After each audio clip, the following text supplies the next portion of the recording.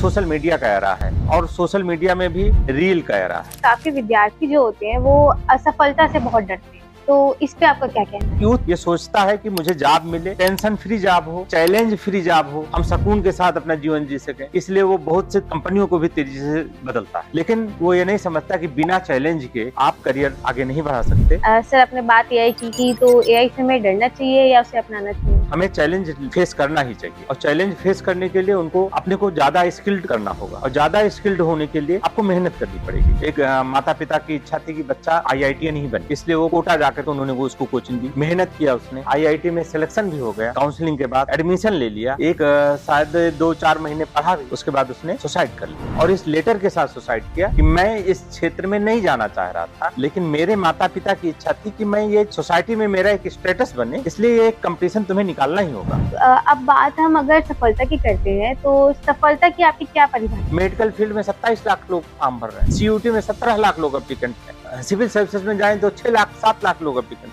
लेकिन आप सोचें कि 90% स्टूडेंट सीरियस ही नहीं होता। नमस्ते, स्वागत है आप सबका बात करियर की में, जो कि माय मेंटोर की एक विशेष पहल है। यह एक ऐसा मंच है जहां हम करियर, शिक्षा और जीवन से जुड़े महत्वपूर्ण विषयों पर खुलकर चर्चा करते हैं और उन लोगों से मिलते हैं जिन्होंने अपने अनुभवों और ज्ञान से अनेक विद्यार्थियों का भविष्य संवारने में योगदान दिया है।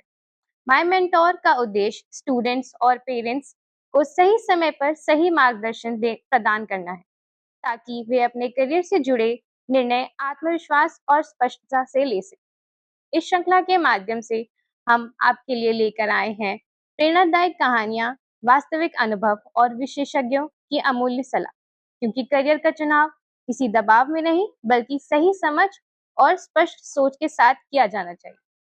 आज हमारे साथ एक ऐसे शिक्षाविद उपस्थित हैं जिन्होंने वर्षों से विद्यार्थियों को दिशा देने के साथ साथ शिक्षकों का मार्गदर्शन भी किया है। स्वागत है सर, प्रोफेसर देवेंद्र कुमार सिंह जी का, जो कि हमारे साथ अपनी करियर की जर्नी के कुछ शेष हमारे साथ शेयर करेंगे। धन्यवाद। क्या आप हमें थोड़ा सा हमारा अपनी जर्नी के बारे में बता सकते हैं? मैं प्रोफेसर देवेंद्र कुमार सिंह, प्राचार्य national post graduate college Lucknow, जो लखनऊ विश्वविद्यालय का एक मात्र स्वायत्तशासी महाविद्यालय है, ऑटोनॉमस कॉलेज है, जिसे विश्वविद्यालय अनुदान आयोग द्वारा ऑटोनॉमस का स्टेटस 2009 में प्रदान किया गया था। मैं 15 नवंबर 2021 को Uttar Pradesh higher education service commission से प्राचार्य पद का रिटर्न और इंटरव्यू देने के बाद नसएमपीजी कॉलेज में शासन द्वारा एज ए प्राचार्य नियुक्त किया गया। तब से मैं यहाँ पर प्रिंसिपल का पूर्णकालिक दायित्व निर्वहन कर रहा हूँ। उसके पहले मैं 6 सितंबर 2001 को हायर एजुकेशन सर्विस कमीशन से ही असिस्टेंट प्रोफेसर के पद पर हिस्ट्री डिपार्टमेंट में सिलेक्ट हुआ था और वहाँ पर लगभग 20 साल की सर्विस मैंने अपनी दी 2021 तक। लगभग 10 साल मैंने वहाँ पर एज ए फैकल्टी काम किया और 2011 दिसंबर 2011 से मैं वहाँ पर प्रिंसिपल का कार्य भी देख रहा था और लगभग इन 10 सालों में जो प्रिंसिपल का दायित्व मैंने वहाँ निर्वहन किया, उसमें बहुत से प्रोग्राम यूजी लेवल पर और पीजी लेवल पर मैंने वहाँ पे शुरू किए। साथ ही बहुत से वहाँ पर इंफ्रास्ट्रक्चर को भी बढ़ाया, जिसमें साइंस फैकल्टी ऑलरेडी हमारे ही पीरियड में वहाँ पर बना, पीजी ब्लॉक बना हमारे पीरियड में वहाँ पर और मल्टीपर्पज हॉल बनाया गया एक वहाँ पर। तो बहुत से ऐसे कंस्ट्रक्टिव कार्य भी कालीचरण पीजी कॉलेज में मेरे रिज्यूम में वहाँ पर हुए और बहुत से प्रोफेशनल प्रोग्राम चलाए गए। नैक का पहला बार वहाँ पर इवैल्यूएशन कराया गया, उसका एक्रेडिटेशन कराया गया और जब मैं यहाँ पर आया नेशनल पीजी कॉलेज में, तो यहाँ पर भी नैक की प्रोसेस चल रही थी और आवेदन किया जा चुका था नैक को। इसलिए जब पहली टीम दिसंबर 2022 में नेशनल पीजी कॉलेज विजिट किया, तो किसी कारणों से इसके बी प्लस ग्रेड आया। हमने दोबारा उसको रीइवैल्यूएशन के लिए डाला और फिर पुनः A grade national PG college को प्राप्त हुआ। मेरी कोशिश ये रही कि कॉलेज को ऊंचाइयों पे प्रदान किया जाए और इस क्रम में मैंने बहुत से प्रोफेशनल प्रोग्राम यहाँ नेशनल पीजी कॉलेज में भी अभी 4 साल के अंदर स्टार्ट किए, जो स्टूडेंट के और इंडस्ट्री के अकॉर्डिंग हो, जो स्टूडेंट की डिमांड पे हो। क्योंकि अधिकतर स्टूडेंट्स की ये डिमांड रहती है कि हम ग्रेजुएट होने के बाद या पोस्ट ग्रेजुएट होने के बाद कोई जॉब पाएँ। क्योंकि गवर्नमेंट सेक्टर में जॉब की अपॉर्चुनिटी बहुत कम है, इसलिए इंडस्ट्री फील्ड में जाने के लिए वो कौन-से ऐसे प्रोग्राम हैं, जो इंडस्ट्री में जॉब दे पाने की स्थिति में हों। इस तरह के प्रोग्राम को चूज़ किया और बहुत से प्रोफेशनल प्रोग्राम मैंने स्टार्ट किए, जिसमें बीवाक के नाम पर hotel management, hospital management, medical lab technology, uh, physiotherapy जैसे प्रोग्राम स्टार्ट किए गए और बहुत से बच्चे इंटर्नशिप, अप्रेंटिसशिप के माध्यम से अर्निंग भी कर रहे हैं और पढ़ाई भी अपनी कर रहे हैं। इसी तरह से उत्तर प्रदेश सरकार ने एईडीपी के तहत प्रोग्राम स्टार्ट करने के लिए जब कहा, तो नेशनल पीजी कॉलेज ने पहल करते हुए बीकॉम ई-कॉमर्स के रूप में एईडीपी प्रोग्राम स्टार्ट किया, जो अप्रेंटिसशिप एम्बेडेड डिग्री प्रोग्राम है, जिसमें 2 साल तक थियरी क्लासेस 4 सेमेस्टर में कॉलेज में पढ़ता है बच्चा और 2 सेमेस्टर और या 1 ईयर की अपनी पूरी ग्रेड क्रेडिट अर्निंग के लिए वो इंडस्ट्री के पास जाता है और एक प्रकार से उसे प्रैक्टिकल अनुभव होता है कि हम इंडस्ट्री में कैसे काम करें। तो इस तरह से कॉलेज को एक नई दिशा देने का कार्य मैंने, जो मेरी समझ में आया, वो मैंने किया। एलुमनाई एसोसिएशन, जो ये नेशनल पीजी कॉलेज में किस रूप में था मुझे नहीं पता, लेकिन मैंने उसको रजिस्टर्ड कराया और उसके माध्यम से लगभग एक टारगेट बनाया कि 11 लाख 10 से 11 लाख रुपए पर एनम मैं कोशिश करता हूँ कि बच्चों के माध्यम से, जो एलुमनाई हैं, उनके माध्यम से हमें कॉलेज को प्राप्त हो। और इस तरह से एलुमनाई एसोसिएशन को गतिशील किया और नेशनल पीजी कॉलेज ने एक और पहल की एलुमनाई एसोसिएशन के माध्यम से, जो हर साल, पिछले साल उसका पहला नेशनल गौरव सम्मान के साथ एक सम्मानित किया अपने एक एलुमनाई को। इस बार भी नेशनल पीजी कॉलेज अपने एक एलुमनाई को नेशनल गौरव सम्मान से सम्मानित करेगा और हम कोशिश करते हैं कि एलएम को ज़्यादा से ज़्यादा संख्या में नेशनल पीजी कॉलेज के साथ जोड़ा जाए। उनको करिकुलम में उनकी भी सहभागिता किया जाए कि करिकुलम को हम किस तरह से बनाएँ इंडस्ट्री के अकॉर्डिंग, कि जिससे कि वो एक रिच करिकुलम बन पाए और उनके फीडबैक को लेकर हुए हम करिकुलम को भी एनहांस करते हैं। इस तरह से ओवरऑल जो मेरा पर्सपेक्टिव ये रहा कि नेशनल पीजी कॉलेज को प्रोफेशनल तरीके से चलाया जाए, एक कॉर्पोरेट की तरह चलाया जाए। ये काफ़ी एक्चुअली प्रेरणादायक जर्नी थी एक्चुअली सर। एंड उसके अलावा आपकी इस पूरी जर्नी में आपका ऐसा कौन-सा महत्वपूर्ण क्षण है जो आप हमारे दर्शकों के साथ शेयर करना चाहते हैं? देखिए, सारा क्षण प्रिंसिपल के तौर पर हमें एक हर प्रिंसिपल को जी। कई सेगमेंट देखते हुए अपने प्रशासन का कार्य करना होता है। पहला उसका मुख्य केंद्र होता है कि हमारा मैनेजमेंट के साथ अच्छा कोलैबोरेशन हो, फैकल्टी के साथ अच्छा कोलैबोरेशन हो, स्टूडेंट्स के साथ अच्छा कोलैबोरेशन हो और सरकार के साथ अच्छा कोलैबोरेशन। क्योंकि प्रिंसिपल को इन 4 जो इस केंद्र हैं, इन चारों केंद्रों के साथ अपना तारतम्य बना करके अच्छे से व्यवस्था को स्टूडेंट फ्रेंडली कैसे किया जाए, ये उसके ऊपर निर्भर करता है। इन सारी चीजों का केंद्र होता है, क्योंकि ये कहा जाता है कि किसी भी संस्था का कस्टोडियन प्रिंसिपल है, जो कॉलेज का। तो नेशनल पीजी कॉलेज हो या कालीचरण पीजी कॉलेज हो या जितने भी कॉलेज हैं, जो भी प्रिंसिपल होते हैं, उनको इन्हीं 4 प्रोसेस से होकर के अपने प्रशासन को करना होता है। गवर्नमेंट के बहुत से आदेश, जब से ये डिजिटल युग एरा का स्टार्टिंग हुई, तो गवर्नमेंट के बहुत से आदेश सब तुरंत ऑन द स्पॉट आते हैं और ऑन द स्पॉट जवाब देना होता है। तो आपको प्रॉम्प्ट रहना पड़ता है गवर्नमेंट के ऑर्डर को रिप्लाई करने के लिए। यूनिवर्सिटी एक अलग सेगमेंट है, ऑटोनॉमस कॉलेज होने के बावजूद भी यूनिवर्सिटी का एक बड़ा रोल है कॉलेज को, चूंकि वो हमें डिग्री देती है। हमें उसको एक्नॉलेज करने के लिए अपने प्रोग्राम को उसके एक प्रकार से अनुमति के माध्यम से ही हम चला पाते हैं। तो हमें यूनिवर्सिटी के साथ भी अपनी कोलैबोरेशन मेंटेन रखनी पड़ती है। मैनेजमेंट हमारा नियरेस्ट बॉस होता है, तो उसके भी हमें जो हमारी गवर्निंग काउंसिल है, उसका वो मेंबर होते हैं, उसके वो उसको वो चेयर करते हैं हमारे मैनेजर्स। तो एक प्रकार से उनके साथ भी हमारा कोलैबोरेशन एक मेंटेन रखना पड़ता है। तो हम कोशिश ये करते हैं और बच्चों को, स्टाफ को लेकर के ही कॉलेज को आगे बढ़ाया जा सकता है एक प्रिंसिपल को। तो बहुत से चेंज आते हैं, चैलेंज आते हैं उसके सामने कि हर किसी को भी खुश रखा जाए और एक बैलेंस एडमिनिस्ट्रेटर के तौर पर अपना कार्य किया जा सके। बहुत से चैलेंज आते हैं, जैसे बच्चा आता है तुरंत वो कहता है कि मुझे ऑन द स्पॉट अमुक चीजें चाहिए। मान लीजिए वो कहता है हमें माइग्रेशन चाहिए। ऑटोनॉमस कॉलेज होने के बावजूद भी उसका माइग्रेशन यूनिवर्सिटी के थ्रू होता है। उसको बताया जाता है कि आप यूनिवर्सिटी की वेबसाइट पे जाइए और उनका फॉर्म फिल करिए, उसके बाद 2-3 दिन के बाद आपको माइग्रेशन मिल जाएगा। मार्कशीट हम कोशिश करते हैं कि चूंकि हमारा एग्जामिनेशन प्रोसेस खुद का है, हम लोग प्रॉम्प्टली टाइमलाइन हमारी पहले से एकेडमिक कैलेंडर जारी कर दिया जाता है। जैसे 2026-27 एकेडमिक सेशन का एकेडमिक कैलेंडर हमारी वेबसाइट पे जारी कर दिया गया है आज की डेट में, और उसमें घोषित कर दिया गया है कि हमारा mid semester, end semester exam कब होगा, हम रिजल्ट किस डेट को फाइनली जारी कर देंगे। तो रिजल्ट जारी होने के लगभग 1 महीने के अंदर स्टूडेंट्स को अपनी मार्कशीट हमारे काउंटर से मिल जाती है। फिजिकल का मार्कशीट और digital marksheet academic bank of credit में ट्रांसफर कर दिया जाता है, चूंकि हर बच्चे का अपना एक अपार्ट आईडी है। तो नेशनल पीजी कॉलेज इस रूप में प्रॉम्प्टली वर्क करता है कि, और इन चैलेंज को देखते हुए,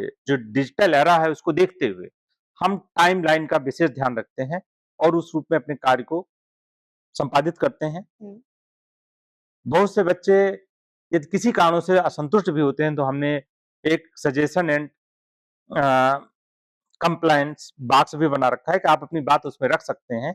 आप फिजिकल रूप से यदि हमें नहीं बताना चाहते या किसी का नाम नहीं लेना चाहते तो आप गोपनीय तरीके से अपनी बात वहां पे रख देंगे, हम उसको भी सॉर्ट आउट करते हैं। डिसिप्लिन को लेकर के नेशनल पीजी कॉलेज बहुत कॉन्शियस रहता है, क्योंकि हमारे लगभग 70% गर्ल्स स्टूडेंट हैं। तो उन स्टूडेंट्स के ये सिक्योरिटी फील हो और उस रूप में यहाँ पे लॉ एंड ऑर्डर या डिसिप्लिन मेंटेन हो, उसको लेकर के हम अलर्ट रहते हैं। हमारी पूरी प्रैक्टिकल टीम अलर्ट रहती है, हमारे सारे फैकल्टी मेंबर अलर्ट रहते हैं, हमारा स्टाफ अलर्ट रहता है और हम कोशिश करते हैं कि एक प्रोफेशनल तरीके से उनको आगे बढ़ाया जा सके। इस रूप में बहुत से ऐसे प्रोग्राम समय-समय पे ऑर्गेनाइज किए जाते हैं, जेंडर इक्वालिटी को लेकर के, सोशल इक्वालिटी को लेकर के, और साथ में इस बात को लेकर के भी कि आपका प्लेसमेंट कैसे हो पाए, तो इसलिए प्री प्लेसमेंट वीक भी हम आयोजित करते हैं। हम प्लेसमेंट ड्राइव भी चलाते हैं, जॉब फेयर भी लगाते हैं और इस तरह से बच्चों को जो भी समाज में, सोसाइटी में चैलेंजेस आ रहे हैं उनके प्रति भी अवेयर करते हैं, साइबर सिक्योरिटी से अवेयर कराते हैं। तो बहुत से ऐसे प्रोग्राम चलाए जाते हैं, ब्लड डोनेशन कैंप चलाए जाते हैं और हमने जो अभी तक फेस किया वो national PG college smoothly run कर रहा है। चैलेंजेस आ रहे हैं कि चारों तरफ 20 से 25 यूनिवर्सिटीज लखनऊ शहर में चल रही हैं। लखनऊ यूनिवर्सिटी बहुत से अपने प्रोग्राम चलाता है। उन सब के बीच में नेशनल पीजी कॉलेज की अपनी एक आइडेंटिटी हम बनाए रखना चाहते हैं और इसको एक ऊंचाई पे ले जाने का हमारा टारगेट है कि हमारे पास अच्छी क्वालिटी के स्टूडेंट्स आए, नंबर ऑफ एप्लीकेशन आए। और मैं कोशिश कर रहा हूँ, पहली बार इस नेशनल पीजी कॉलेज ने अपना एक रजिस्ट्रेशन कराया है कि हमें फॉरेन स्टूडेंट्स भी मिले, जिससे हमारे स्टूडेंट्स का और ज्यादा एक्सपोजर हो पाए और एक कल्चरल कनेक्शन इनबिल्ट हो। Okay sir, thank you so much sir for sharing this information with us. तो सर, क्या आप हमें अपने जॉब फेयर और प्लेसमेंट सेल के बारे में थोड़ा और बता सकते हैं? अभी रिसेंटली हमने अपना 26 मई को एक मेगा जॉब फेयर कराया और जिसमें लगभग पूरे लखनऊ शहर से और बाहर के भी 1300 से ज्यादा यूथ ने रजिस्ट्रेशन किया जॉब के लिए और लगभग 28 कंपनियां हमारे इस जॉब फेयर में पार्टिसिपेंट किया और उन्होंने सारे स्टूडेंट्स के साथ इंटरेक्ट किया, उनका इंटरव्यू लिया, उनसे डिस्कस किया, उनको करियर अपॉर्चुनिटी के बारे में बताया और अधिकतर स्टूडेंट्स उनके इस पहल से संतुष्ट रहे। हर बार जॉब फेयर स्ट्रांगली हो, हर बार प्लेसमेंट ड्राइव को आगे बढ़ाया जा सके, इसलिए एसएमपीजी कॉलेज ने एक सरकारी इंस्टीट्यूशन होने के बावजूद भी हमने ट्रेनिंग एंड प्लेसमेंट ऑफिसर जैसी पोस्ट को इस्टेब्लिश किया और उस पर एक प्लेसमेंट ऑफिसर को मैंने रिक्रूट किया और लगभग 1 साल से वो कार्य कर रहे हैं। इस रूप में उनके द्वारा कॉलेज में प्लेसमेंट ड्राइव को और एक्टिव किया गया, एलुमनाई एसोसिएशन को और एक्टिव किया गया और कोशिश ये है कि स्टूडेंट के साथ, एलुमनाई के साथ और इंडस्ट्री के साथ एक कोलैबोरेशन के तौर पर एक ब्रिज बनाने का कार्य ट्रेनिंग एंड प्लेसमेंट ऑफिसर ने किया है। हम उनको और ज़्यादा टारगेट देते रहते हैं समय-समय पर कि आप बहुत से इंडस्ट्री के साथ जुड़िए और कोशिश ये करिए कि हर प्रोग्राम के साथ कोई न कोई ऐसा इंडस्ट्री बेस्ड सर्टिफिकेशन या डिप्लोमा जैसा प्रोग्राम भी बच्चों को मिले, जिससे कि उनके अंदर स्किल एनहांस हो सके। हालाँकि एनईपी के तहत वोकेशनल प्रोग्राम स्टार्ट किए जा रहे हैं। स्किल एनहांस के लिए प्रोसेस चल रहा है, लेकिन जो बास्केट दिया जाता है, थोड़ा-सा बच्चे भी उसमें कुछ इंडस्ट्री बेस्ड प्रोग्राम करते हैं, नहीं तो वो सोचते हैं कि कुछ हमें स्किल एनहांस हो जाने के बावजूद भी किस तरह से हम अपने को आगे बढ़ा पाने की स्थिति में हों। इस रूप में एक सर्टिफिकेशन हो जाने से उनकी जॉब की अपॉर्चुनिटी बढ़ जाती है, उनका जो पैकेज है वो थोड़ा बढ़ जाता है। इस रूप में भी नेशनल पीजी कॉलेज बहुत ज़्यादा एक्टिव है और हमने इसीलिए कोशिश ये कर रहे हैं कि बीसीए को आईबीएम से जोड़ने की कोशिश कर रहे हैं।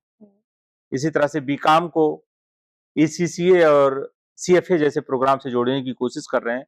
सीएफए जैसी डिग्री या सर्टिफिकेशन से जोड़ने की कोशिश कर रहे हैं, बच्चों को अवेयर कर रहे हैं कि आप इस तरह से इस क्षेत्र में भी अपने करियर को बढ़ा सकते हैं, जैसे सीए बन करके उसी तरह से एसीसीए के माध्यम से, सीएफए के माध्यम से अपने करियर को आगे बढ़ा सकते हैं। और इस रूप में एमपीएच जैसा प्रोग्राम भी हम लोगों ने स्टार्ट किया है। तो कोशिश हमारी यही रहती है कि प्लेसमेंट यदि अच्छा होगा तो हमारा एलुमनाई अच्छा होगा और यदि एलुमनाई अच्छा होगा तो वो सोसाइटी में जाकर के नेशनल पीजी कॉलेज के बारे में और पॉजिटिव चीजें रखेगा और इस तरह से कॉलेज आगे बढ़ेगा।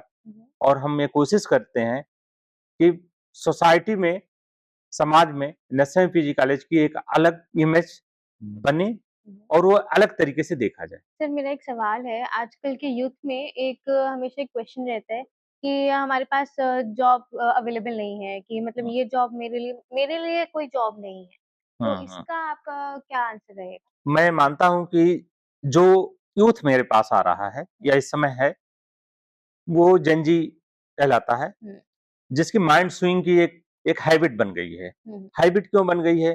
क्योंकि वो एक सोशल मीडिया का एरा है और सोशल मीडिया में भी रील का एरा है हुँ, और रील कुछ सेकंड की होती है, जिसने हमारे यूथ को शॉर्ट मेमोरी की ओर ढकेल दिया है। हुँ, तो वो हमेशा अस्थिर चित्त का व्यक्ति हो गया है, जो मैंने एक साइकोलॉजिकल एनालिसिस किया। हुँ, इसलिए हमने अपने साइकोलॉजिकल डिपार्टमेंट में एक सेंटर बनाया है मेडिटेशन का, हुँ, जिसके माध्यम से उनको हम लोग अपने तरीके से गाइड करने की भी कोशिश करते हैं। हुँ, तो यूथ ये सोचता है कि मुझे जॉब मिले, टेंशन फ्री जॉब हो, हुँ, चैलेंज फ्री जॉब हो, हम सुकून के साथ अपना जीवन जी सकें। इसलिए वो बहुत से कंपनियों को भी तेजी से बदलता है। लेकिन वो ये नहीं समझता कि बिना चैलेंज के हुँ, आप करियर आगे नहीं बढ़ा सकते।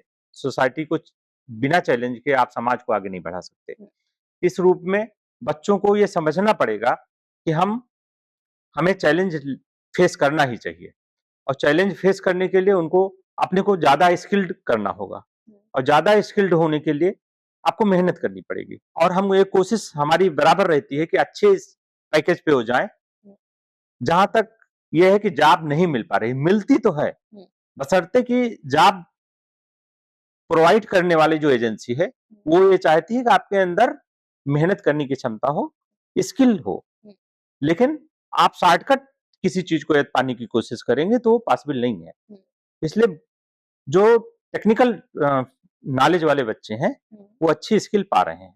प्रोफेशनल प्रोग्राम से जुड़े हुए बच्चे हैं, अच्छी स्किल पा रहे हैं। जहाँ तक ट्रेडिशनल प्रोग्राम वाले भी हैं, लेकिन यदि उनके अंदर स्किल है, हुँ, तो वो नॉन टेक्निकल सेगमेंट में अच्छी जॉब पाते हैं। हुँ, मैंने बहुत से स्टूडेंट्स को देखा है कि एक-एक स्टूडेंट ने को बहुत सी कंपनियों ने जॉब ऑफर किया, हुँ, लेटर रिलीज कर दिया, उसके बावजूद भी वो जॉइन नहीं कर रहे हैं। हुँ, किसी को 25,000 का पैकेज है, किसी को 20,000 का पैकेज है, किसी को 15,000 का, पर मंथ की बात मैं कर रहा हूँ। 15,000, 25,000, 30,000 तक के पैकेज पाने वाले बच्चों ने हम्म, जॉब पे एक्सेप्ट नहीं किया। हम्म, वो कह रहे हैं हम हायर एजुकेशन लेंगे, या फिर मैं बहुत सेटिस्फाई नहीं हूँ। हम्म, तो ये कहना कि हाँ जॉब नहीं है, मेरे समझ से थोड़ा सा ये है कि जॉब है, बच्चा किस तरह की जॉब चाह रहा है, उसका माइंडसेट क्या है, हम्म, और शायद अभी इस एज में नहीं होता वो जो 20-21 साल की एज में जो ग्रेजुएट होने के बाद जॉब पाता है, हम्म, वो अपने को इतना तैयार नहीं कर पाता इंडस्ट्री के लिए कि मैं अभी जॉब करूं। हम्म, वो सोचता है कि मुझे कुछ और सीखना चाहिए। हम्म, और कुछ बच्चे हैं जॉब पाते हैं हम्म, और जॉब कर भी रहे हैं। तो मेरी अपनी समझ तो यही है कि यदि स्किल्ड स्टूडेंट्स है हम्म, और जॉब करना चाहता है तो अभी भी उसको जॉब की संभावनाएं हैं हम्म। और जॉब मिल जाती आजकल के यूथ को अट्रैक्ट करने के लिए लाइक यहाँ पे नेशनल पीजी में ताकि वो एडमिशन ले आके, इसके लिए नेशनल पीजी क्या कर रहा है? है। इसके लिए नेशनल पीजी कॉलेज सब कुछ तो यूथ के लिए ही करता है। हम्म, हर संस्थाएं यूथ के लिए करती है। नेशनल पीजी कॉलेज एक कदम आगे बढ़ करके हम फ्लैग बेरियर के तौर पर यूथ को अट्रैक्शन के लिए बहुत से कार्य करते हैं। हम्म, जैसे हमने बहुत से कंपनियों के साथ, बहुत सी इंडस्ट्री के साथ हम्म, एमयू साइन किया है हम्म, कि वो इंटर्नशिप प्रोवाइड करा पाए। हम्म, और अब मेरे एक कदम और आगे बढ़ करके हम कोशिश कर रहे हैं कि हम अप्रेंटिसशिप प्रोवाइड करा पाए। और अप्रेंटिसशिप प्रोवाइड कराने के लिए ही बोर्ड के साथ, हम्म, बोर्ड ऑफ अप्रेंटिसशिप ट्रेनिंग, हम्म, जो भारत सरकार की एक एजेंसी है हम्म, जिसके नॉर्थ विंग का जो कानपुर ऑफिस है, हम्म, उसके साथ नेशनल पीजी कॉलेज ने एमयू किया है कि हम अधिकतर बच्चों को जो पास आउट हो चुके हैं हम्म, वो अप्रेंटिसशिप बोर्ड के थ्रू कराएं, हम्म, जिसमें लगभग 12,000 रुपए पर मंथ उनको स्टाइपेंड मिलता है। हम्म, और जो एडीपी के तहत प्रोग्राम है, मैंने बताया कि मैंने बीकॉम ई कॉमर्स स्टार्ट किया है एडीपी के तहत, जिसमें 1 ईयर का अप्रेंटिसशिप कंपलसरी है। हम्म, साथ में इस सेशन में मेरी ये टारगेट है, मैंने लखनऊ यूनिवर्सिटी से को लेटर लिख दिया है, हमारे गवर्निंग काउंसिल, एकेडमिक काउंसिल के थ्रू ये पास हो चुका है कि बीएससी डिजिटल इलेक्ट्रॉनिक्स हम्म, और बीबीए लॉजिस्टिक, हम्म, ये 2 प्रोग्राम एईडीपी के तहत ही हमने स्टार्ट किए हैं करना। हमारा एक टारगेट है हम्म, जिसमें 1 साल का अप्रेंटिसशिप बच्चे इंडस्ट्री के माध्यम से करेंगे। हम्म, तो जॉब अपॉर्चुनिटी को ध्यान में रखते हुए नेशनल पीजी कॉलेज बहुत से ऐसे प्रोग्राम स्टार्ट कर रहा है। इसलिए यूथ को आकर्षण करने का मुख्य केंद्र यही है कि आखिर पढ़ाई किस लिए की जा रही है। एक तो नॉलेज के लिए, हम्म, दूसरी मनी अर्न करने के लिए, हम्म, पैसा कमाने के लिए। और इन दोनों चीजों में नेशनल पीजी कॉलेज बहुत से प्रोग्राम अपने यहाँ चलाता है। हम्म, वोकेशनल प्रोग्राम चलाता है, जैसे 2017 से नेशनल पीजी कॉलेज में विभाग बैंकिंग एंड फाइनेंस प्रोग्राम चल रहा है।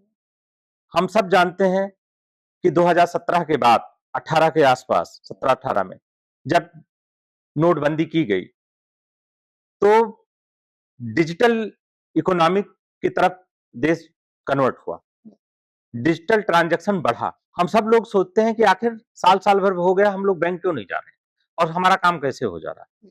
तो ये बैंक में भी ऑटोमेशन की एक एरा चला और ये एक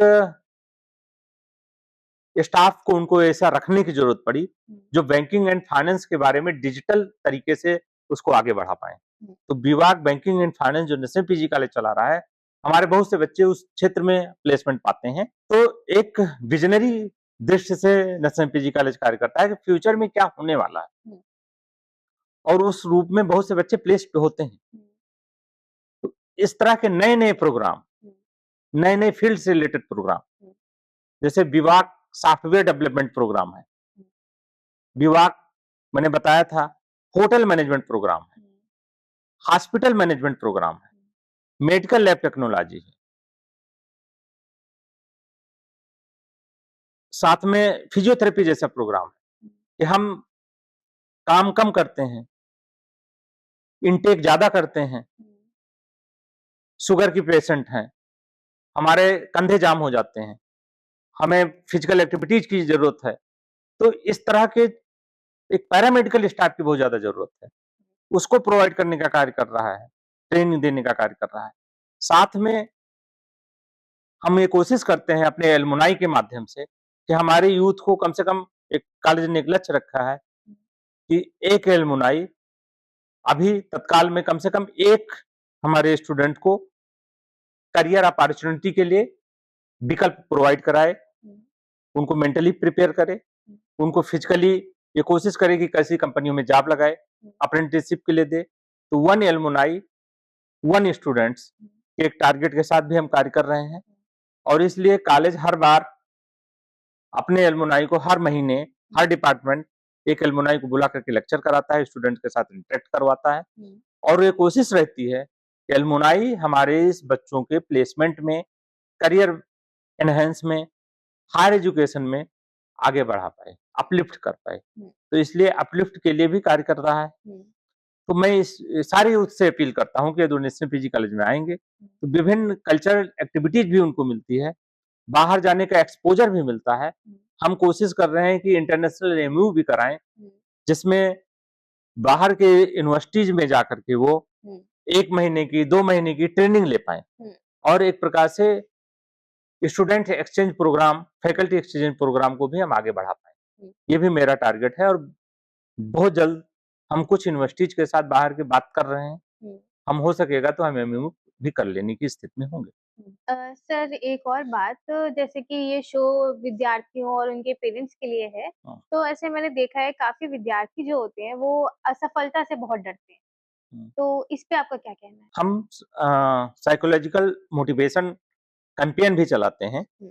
ये असफलता ये बताती है कि आपने शायद सफलता को पाने के लिए उस लेवल पे तैयारी नहीं की या कि आपने जिस एरिया को चुना वो एरिया आपके माइंडसेट के अकॉर्डिंग नहीं है।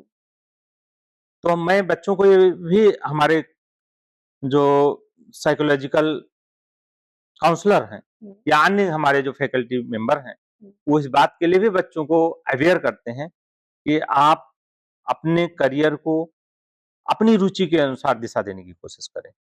और अब लगभग गार्जियन भी, बहुत से गार्जियन हैं, ठीक है कि इंटरमीडिएट में जब बच्चा कर रहा होता है या 11th में जा रहा होता है तो ये अपनी ये बात को या अपने मन में जो उनकी अभिव्यक्ति जो खुद नहीं प्राप्त कर पाए उसको पाने की कोशिश कराते हैं अपने बच्चों के माध्यम से कि हम मेडिकल या इंजीनियर नहीं बन पाए तो मेडिकल या इंजीनियर ही बने, डॉक्टर या इंजीनियर ही बने।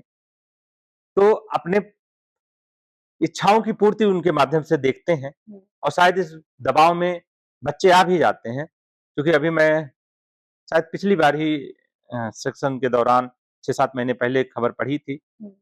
एक माता पिता की इच्छा थी कि बच्चा आईआईटीएन ही बने, इसलिए वो कोटा जाकर के उन्होंने वो उसको कोचिंग दी, मेहनत किया उसने, आईआईटी में सिलेक्शन भी हो गया, काउंसलिंग के बाद एडमिशन ले लिया, एक शायद 2-4 महीने पढ़ा भी, उसके बाद उसने सुसाइड कर लिया और इस लेटर के साथ सुसाइड किया कि मैं इस क्षेत्र में नहीं जाना चाह रहा था, लेकिन मेरे माता पिता की इच्छा थी कि मैं ये सोसाइटी में मेरा एक स्टेटस बने, इसलिए ये एक कंपटीशन तुम्हें निकालना ही होगा।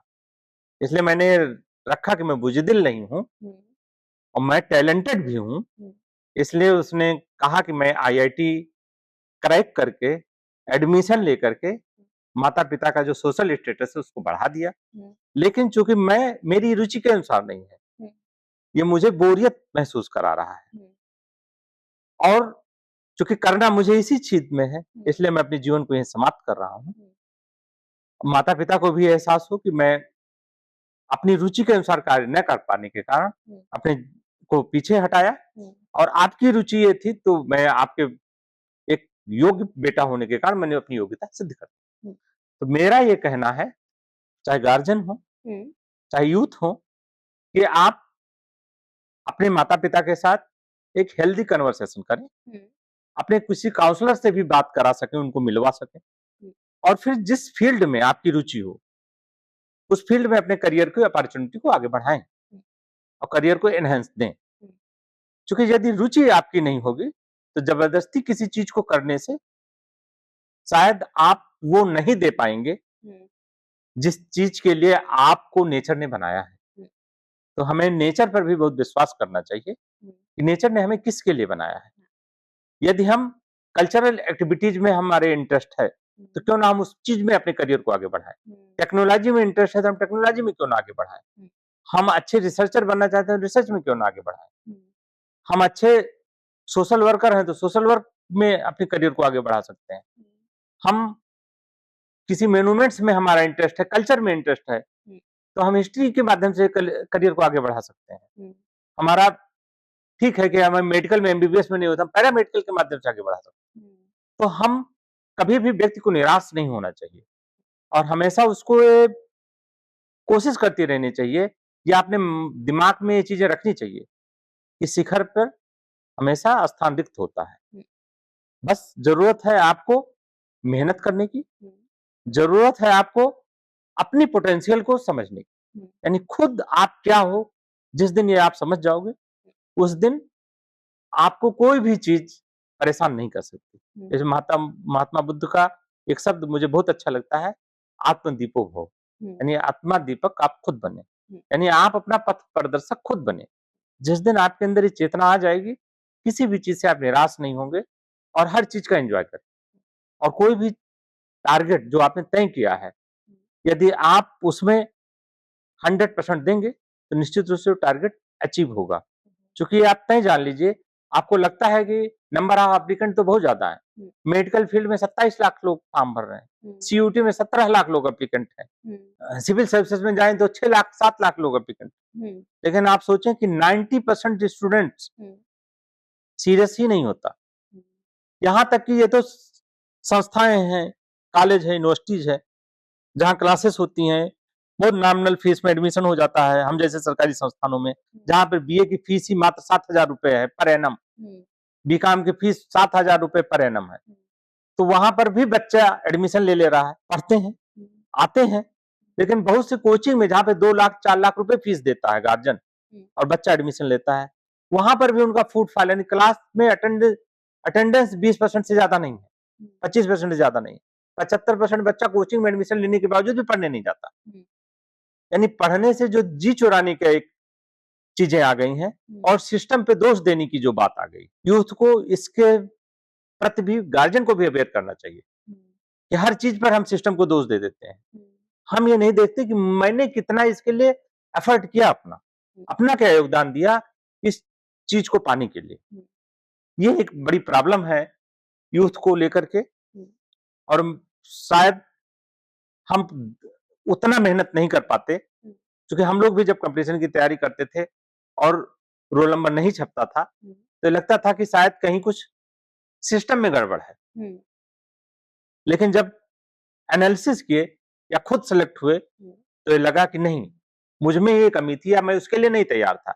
जिसके लिए तैयार था वो चीज मुझे मिला, जिसके लिए मैंने तैयारी उस रूप में नहीं की या दूसरे कंपटीटर ने और ज्यादा मेहनत की होगी, जिसके कारण वो पर्टिकुलर वो पोजीशन अर्न करने ले गए और मैं उस पोजीशन से थोड़ा पीछे रह गया। तो इस रूप में मैं सारे यूथ से अपील करता हूँ, सारे गार्जियन से भी अपील करता हूँ कि आप अपना 100% देंगे तो निश्चित रूप से आपको हमेशा सफलता मिलेगी और आपको अपनी लाइफ से निराश नहीं हो पाएंगे।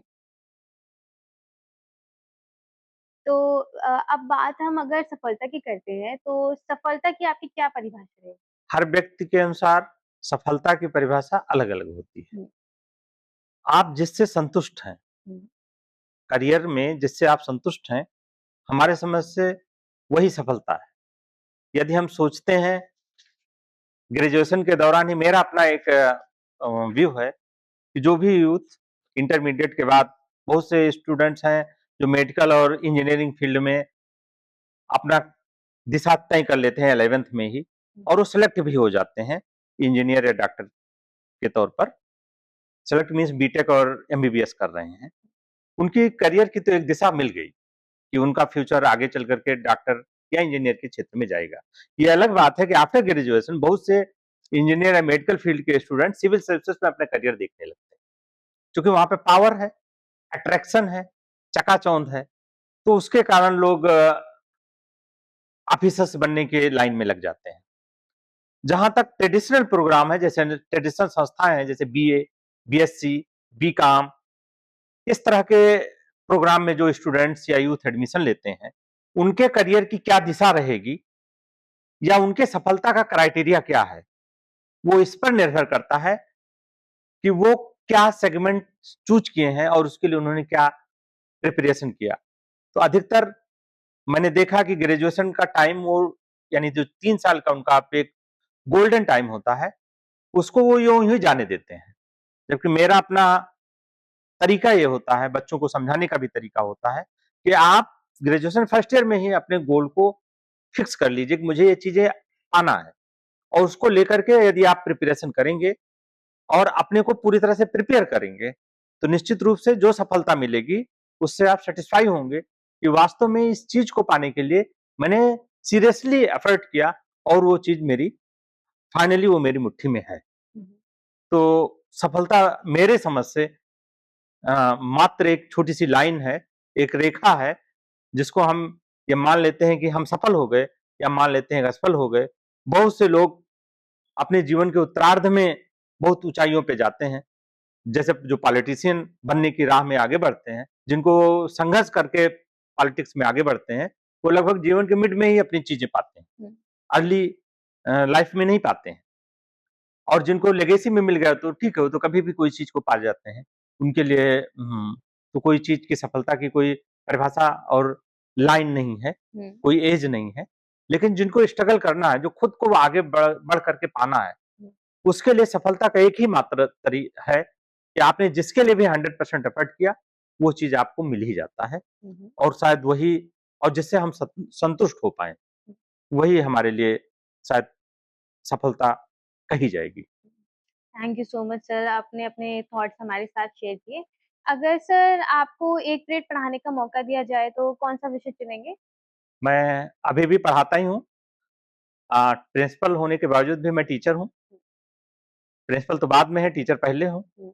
इस रूप में मैं हिस्ट्री सब्जेक्ट को पढ़ाता हूँ और एक पीरियड तो मैं पढ़ाता ही पढ़ाता हूँ और मुझे अच्छा भी लगता है डिस्कस करने के लिए बच्चों के साथ इंटरेक्शन के तौर पर कि आखिर वो अपने हिस्ट्री को, कल्चर को, सोसाइटी को, मॉन्यूमेंट्स को समझें, महसूस करें और ये भी जानें कि भारत कितना पुराना देश है और इसकी कितनी पुरानी और कितनी मजबूत लेगेसी है, हमारा कितना समृद्ध विरासत है और हम उसके एक महत्वपूर्ण अंग हैं और हम कैसे भारत की विरासत को और भारत की सभ्यता को एक ऊँचाई प्रदान कर सकते हैं।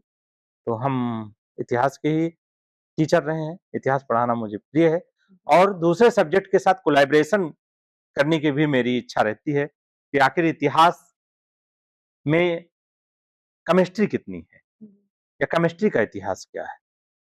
इतिहास को ज्योग्राफी के माध्यम से कैसे जोड़ा जा सकता है? यानी इतिहास में स्थान की भी बड़ी भूमिका है और स्थान की मेजरमेंट का कार्य ज्योग्राफी करता है।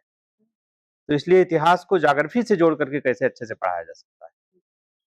इतिहास को टेक्नोलॉजी से जोड़ के कैसे पढ़ाया जाए? एआई कैसे इतिहास को और ज़्यादा लोगों के नज़दीक ले आ सकता है? इस रूप में सिमुलेशन लैब बनाई जा सकती है।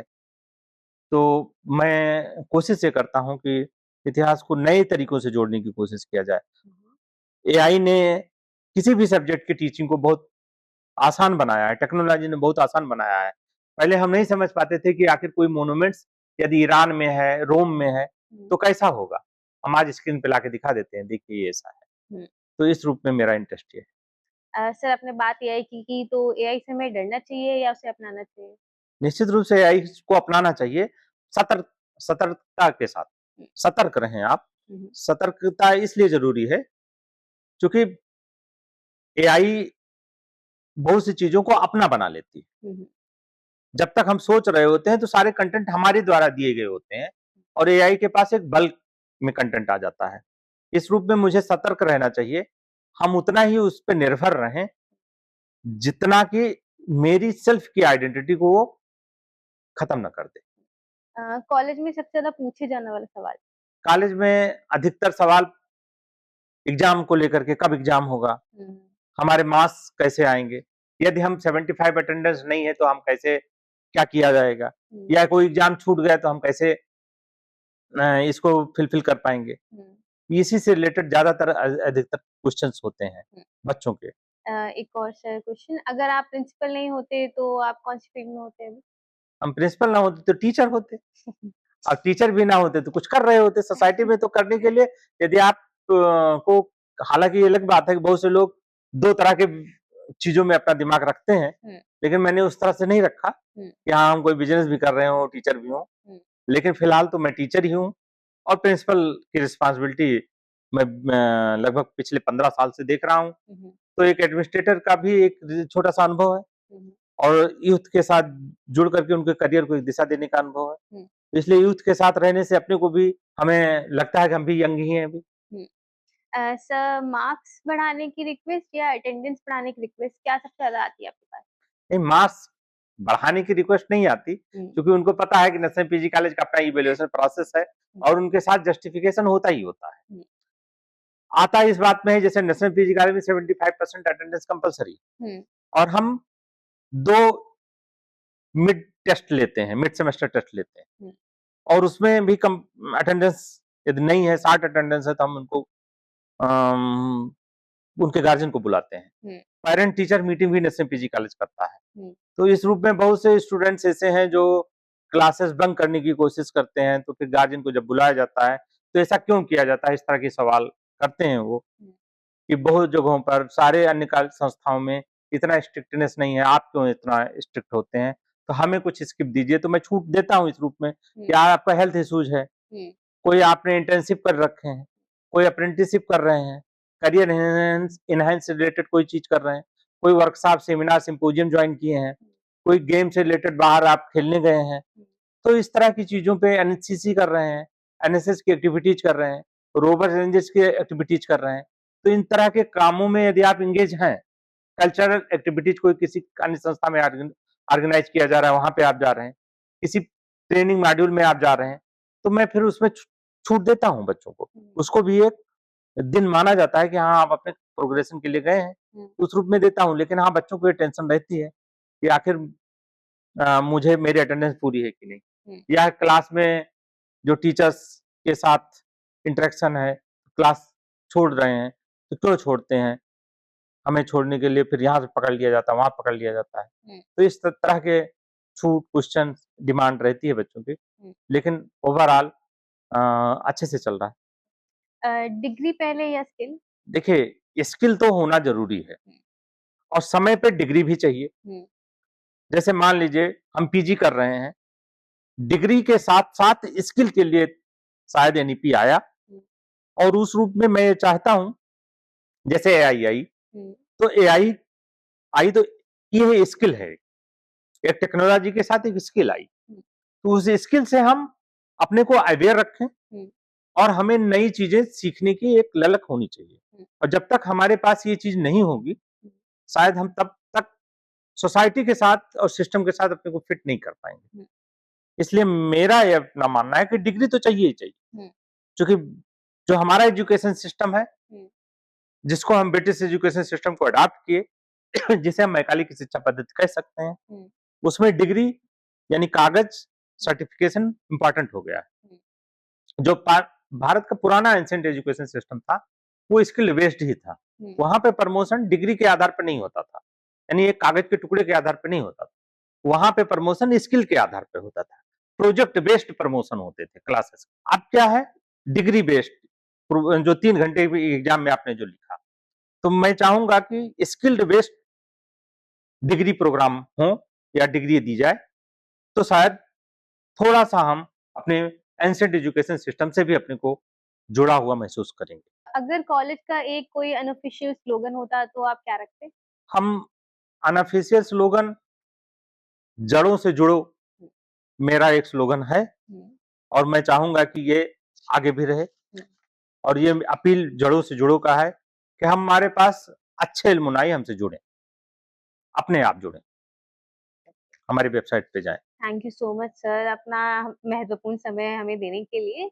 इसके अलावा वन लास्ट क्वेश्चन जो आप हमारे विद्यार्थियों और उनके पेरेंट्स को देना चाहते हैं, लाइक एक क्वेश्चन है मेरा कि अभी इतने टाइम जो है पीक एडमिशन सीजन चल रहा है, तो काफी विद्यार्थियों का एक क्वेश्चन रहता है कि उनको मतलब कौन सा करियर चूज करना चाहिए और कौन सा कॉलेज और यूनिवर्सिटी उनके लिए बेस्ट रहेगी, तो उनके लिए आपका क्या संदेश रहेगा? मेरा सारे यूथ को ये संदेश है कि आपको उस संस्था में एडमिशन लेना चाहिए जहां डिसिप्लिन हो। आपको उस संस्था में एडमिशन लेना चाहिए जहां पर रेगुलर क्लासेस चल रही हो। आपको उस संस्था में एडमिशन लेना चाहिए जहां टाइमलाइन के अनुसार एग्जामिनेशन हो, रिजल्ट निकाले जाएं और एक निष्पक्ष तरीके से आपके करियर का इवैल्यूएशन किया जाए और आपको एक नई दिशा दी जाए। और मैं मानता हूं कि नेशनल पीजी कॉलेज एक ऑटोनॉमस संस्था होने के कारण, लखनऊ विश्वविद्यालय से एफिलिएटेड एक इंस्टीट्यूशन होने के कारण, हर स्टूडेंट्स को एक टाइमलाइन के माध्यम से हम जो प्रोजेक्ट जुलाई में स्टार्ट करते हैं, यानी बच्चे का एडमिशन जुलाई में एडमिशन लेते हैं, ओरिएंटेशन के माध्यम से बच्चे का क्लासेस स्टार्ट होती हैं, एक यूनिफॉर्म के साथ जब वो हमारे साथ आता है तो एक नेशनल पीजी कॉलेज का एक अलग से आइडेंटिटी लेकर के जीता है। हम अपना एकेडमिक कैलेंडर जून में जारी कर देते हैं वेबसाइट पर और ये कोशिश करते हैं कि जून के मध्य तक सारे रिजल्ट फाइनल कर दिए उस एक साल का। हर 6 महीने पे जो एग्जाम होते हैं सेमेस्टर के, मिड सेमेस्टर होते हैं, प्लेसमेंट होते हैं, सारी चीजें टाइमलाइन के अनुसार होती हैं। पूरी क्लासेस 180 दिन का फ्रेम के साथ होती हैं। हम स्टूडेंट्स के प्रोग्रेशन को लेकर के पूरा ध्यान रखते हैं। ये अलग बात है कि नेशनल पीजी कॉलेज, अधिकतर स्टूडेंट्स ये समझते हैं, पेरेंट्स ये समझते हैं कि लखनऊ विश्वविद्यालय से एफिलिएटेड होने के कारण लखनऊ यूनिवर्सिटी का फॉर्म भर देने से नेशनल पीजी कॉलेज में एडमिशन हो जाएगा, या सीयूईटी का फॉर्म भर देने से नेशनल पीजी कॉलेज में एडमिशन हो जाएगा। तो सीयूटी अपने तरीके से सेंट्रल और स्टेट यूनिवर्सिटीज में एडमिशन के लिए रास्ता देती है। लखनऊ यूनिवर्सिटी अपने तरीके से लखनऊ यूनिवर्सिटी और उससे संबद्ध कुछ कॉलेजों में एडमिशन का एक रास्ता देती है। लेकिन नेशनल पीजी कॉलेज, जिसकी वेबसाइट एनपीजीसी www.npgc.ac.in है, वो तो इसके लिए आपको www.npgc.in हमारी वेबसाइट पे जाकर के रजिस्ट्रेशन करा सकते हैं। हमारा अपना एडमिशन प्रोसेस है। हम सारे यूथ से अपील करते हैं, यदि आपको एक डिसिप्लिन में रह करके एक ऊंचे सपने के साथ किसी संस्था में एडमिशन लेना है, तो उस संस्था में से एक विकल्प नेशनल पीजी कॉलेज भी है, जो आपके सपने को एक उड़ान देने के लिए पूरी तरह से तैयार है। और मैं कोशिश करूंगा कि जो भी यूथ आएंगे यहाँ से सेटिस्फाई होकर के जाएं। अभी जो पीसीएस का फाइनल रिजल्ट जारी किया गया, हमारी एक एलमुनाई ने, पूजा तिवारी ने 7th रैंक अर्न करके एसडीएम हुई हैं। दूसरी हमारी एलमुनाई वीडियो हुई हैं और लगभग 1 दर्जन से अधिक स्टूडेंट्स ने इस बार विभिन्न अन्य जो पोस्ट है उसमें अपनी सफलता का झंडा गाड़ा है। इस रूप में नेशनल पीजी कॉलेज अपने एलमुनाई के प्रति भी प्राउड फील करता है और साथ में सारे यूथ के ये अपील करता है कि यदि वो कोई सपना देखना चाह रहे हैं तो निश्चित रूप से उनके सपने को एक उड़ान देने का कार्य नेशनल पीजी कॉलेज करेगा। Thank you so much sir. आपने मैं पूरी अपनी माय मेंटोर की टीम की तरफ से एंड हमारे दर्शकों की तरफ से आपको धन्यवाद देना चाहती हूँ कि आपने अपना महत्वपूर्ण समय निकाल के हमारे साथ आज जुड़ के अपना करियर जर्नी हमारे साथ शेयर। एंड अंत में मैं सिर्फ इतना कहना चाहूंगी कि करियर की सही चुनाव खुद को समझने से होती है। अपने लिए समय निकालें, सही मार्गदर्शन लें और अपनी यात्रा पे विश्वास रखें। और कभी आपको अपने करियर पे डाउट हो तो माय मेंटोर हमेशा आपके साथ है। Thank you so much. National PG college की तरफ से भी आपको, आपकी पूरी टीम को बहुत बहुत धन्यवाद।